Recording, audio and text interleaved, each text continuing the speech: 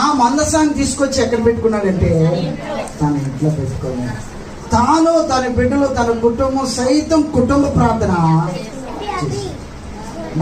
మందం అంటే దేవుని సన్నిధి. దేవుని సన్నిధి తన ఇంట్లో పెట్టుకొని కుటుంబ ప్రార్థన చేశాడు. ఎన్ని నెలలు? 3 నెలలు. అంటేనే దేవుడు, ఆకాశం ఉందన్న దేవుడు ఒబేదేదేమోని అతని ఇంటి వారు అందరినీ ఏం చేశాడంటే, ఎవరి గృహంలో దేవుడు ఉంటాడో, ఎవరి గృహంలో దేవునికి ఘనతిస్తారో, ఎవరి గృహంలో దేవుని సన్నిధి ఉంటుందో, ఎవరి గృహంలో దేవుని సన్నిధిలో ప్రార్థన చేస్తారో ఆ గృహం ఒబేదేదోము గృహంలో ఆశీర్వదించబడుతుంది, దీవించబడుతుంది.